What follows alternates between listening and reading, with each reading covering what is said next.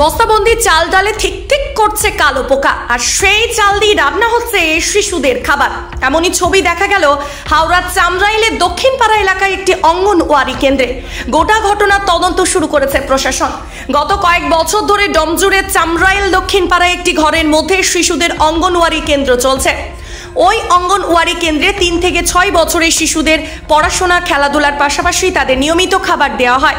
একই সঙ্গে গ্রামের গর্ভবতী মহিলারা ওই কেন্দ্র থেকে খাবার নিয়ে যান। পুনম চৌধুরী নামে এক অভিভাবক সহ অন্য শিশুদের অভিভাবকদের অভিযোগ, বেশ কয়েকদিন ধরে ওই কেন্দ্রে পোকা ধরা চাল ডাল দিয়ে খাবার তৈরি করা হচ্ছে। ফলে শিশুরা ওই খাবার খেয়ে যে কোনো মুহূর্তে অসুস্থ হয়ে পড়তে পারে, এমনটাই আশঙ্কা প্রকাশ করেছেন তারা। তাদের অভিযোগ, অনেক সময় খাবার বাড়িতে আনার পরেও তারা খান না, খাবার পথ কুকুরদের খাইয়ে দেন। এই নিয়ে অভিভাবকরা তীব্র ক্ষোভ প্রকাশ করেন। এই অঙ্গনওয়াড়ি কেন্দ্রের শিক্ষিকা এবং রাঁধুনি দুজনই চাল ডালে পোকা থাকার কথা ক্যামেরার সামনে স্বীকার করেছেন। ওই শিক্ষা কেন্দ্রের শিক্ষিকা জানিয়েছেন, একসঙ্গে 2.5 মাসের চাল ও ডাল ওখানে আসার ফলে তাতে পোকা ধরে যাচ্ছে। তারা চাল ও ডাল রোদ্দুরে সেঁকে নেওয়ার পর রান্না করলেও ভাত ও ডালে পোকা থেকে যাচ্ছে। পরে চাকনি দিয়ে ওই পোকাগুলোকে তুলে নেওয়া হয়। এদিকে এই ঘটনার কথা চাউর হতেই এলাকায় চাঞ্চল্য ছড়িয়ে পড়ে। ডোমজুর ব্লকের চাইল্ড প্রজেক্ট ডেভেলপমেন্ট অফিসের আধিকারিকরা খবর পেয়ে ঘটনাস্থলে ছুটে আসেন। গোটা ঘটনা খতিয়ে দেখেন। ওই প্রজেক্টের সুপারভাইজার বর্ণিকা নায়েক বলেন, পুরানো স্টকে চাল ডালে পোকা ছিল, কেন তার শিশুদের খাবার তৈরিতে ব্যবহার করা হয়েছে সেটা জানতে শিক্ষা কেন্দ্রের শিক্ষিকাকে কারণ দেখানোর নির্দেশ দেওয়া হয়েছে। এ ব্যাপারে তার গাফিলতি রয়েছে, তবে শিশুরা যাতে ভালো খাবার খায় তা দেখা হবে। না পোকা যখন ধুয়ে দিই পোকা থাকে না, ডাল বলুন চাল বলুন। তারপরে ধোয়ার পর ভাত যখন ফ্যান গড়িয়ে করি ভাতটা করি উল্টাই করি, তখন দেখি একটা দুটো পোকা থাকে। মানে এই যে আপনাদের টিমগুলো দেখালেন, এগুলো তো সব একটা টিমে দেখুন পোকা, ওই চালটাই কি করছে? ওই চালটা ওটা রোদে দিয়ে চেলে, আর ওই যে জলটা ফুটছে চাল দিয়েছি, এই সেই ওপরে যে ভাসছে পোকাগুলো সেগুলোকে ছাঁকুনি দিয়ে ছেঁকে ফেলে দেওয়া হয় বাইরে। সেইগুলোই রান্না হয়, তাই না? ছেঁকে তুলে দিয়ে তারপর রান্না। হ্যাঁ, তো এগুলো তো বাচ্চাদের অসুস্থ হয়ে যায় বাচ্চারা। চেষ্টা তো করি, কিন্তু আমরা তো চাই না যে বাচ্চাদের এরকম করে এগুলো খাওয়াই। যতটা পারি চেষ্টা করি যে ভালোভাবে রান্না করে খাওয়াবো। আমাদের 6 থেকে কত বাচ্চা আছে? গর্ভবতী মহিলা নিয়ে গর্ভবতী 46 জন হোক। 46 জন। 46 জনের রান্নাই হয়? হ্যাঁ, না সব সময় কম বেশি হয়, জন্য কেউ কামাই করলে সেই। মানে আপনি তো পোকা দিয়ে ওই ভাতের হাঁড়িটা দেখলাম ছাঁকছেন, কেন ছাঁকছি? ওই পোকাগুলো উঠবে, ভেসে ওঠে যদি ওটাকে ফেলে দেবো বাইরে। ভেসে ওঠে? হ্যাঁ ওঠে, আর হয়তো একটা দুটো ভাতে থেকে যায়। এটা থেকে তো গেছে, এইগুলোই গেছে। অবজেকশন এসছে। আপনার নামটা? আপনার নাম? অপর্ণা দাস। আপনি কি করেন? আমি সহায়িকা, রান্না করেন।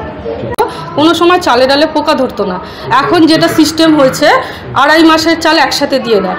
এবার আমি যেইখানে করছি সেটা হচ্ছে ডোবা কেন্দ্রিক, ডোবা থেকে তৈরি করে এটা একটা সেন্টার হয়েছে। তো এখানে হয়তো স্যাঁতস্যাঁতে ওয়েদারের জন্য কি জানি না, তার জন্য হয়তো কিছুদিন রাখলে পরে, মানে মাসখানেক রাখলে কিছুদিন পরে পোকা চালে পোকা হতে থাকে। তখন আমি ডালেও হতে থাকে। তারপরে কি হয়, আমি কি করি, সেটার মধ্যে কর্পূর দিই, শুকনো লঙ্কা দিই, কিংবা চাল ডাল বেচে প্রত্যেকটা দিনই বাঁচা হয়। কি করা হয় যে কীভাবে কি করলে হবে। এবার যখন দেখি সেটা খাওয়ার অযোগ্য, তখন কি করি, সেটা সবজি ভাত দিয়ে আমরা করি।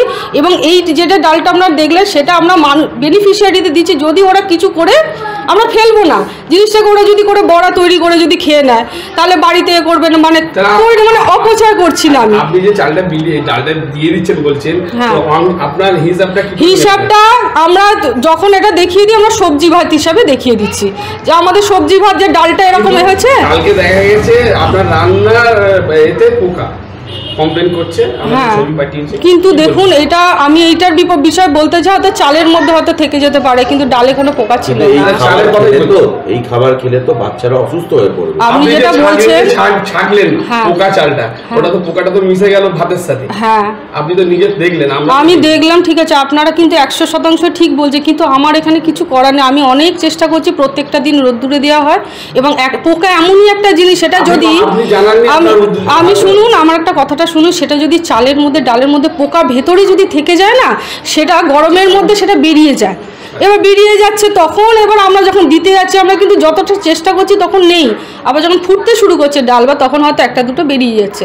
সেইটার ক্ষেত্রে আমি কথা বলছি, একদম জানিয়েছি, কিন্তু আমাদের সিটিপিও স্যারকে জানিয়েছিলাম, ওনারা বলেছেন যে তোমরা চালের ডালটা রোদ্দুরে প্রত্যেকটা দিন দেবে, ছেঁকে বা ঝেড়ে ভালো করে, যাতে পোকা হয়ে গেছে ফেরত দিয়ে যাচ্ছে না। ফেরততে নেয় না ওরা, ফেরত কেন নেয়? ফেরত তো নেয় না কোনোদিনই, ফেরত নেবে কেন?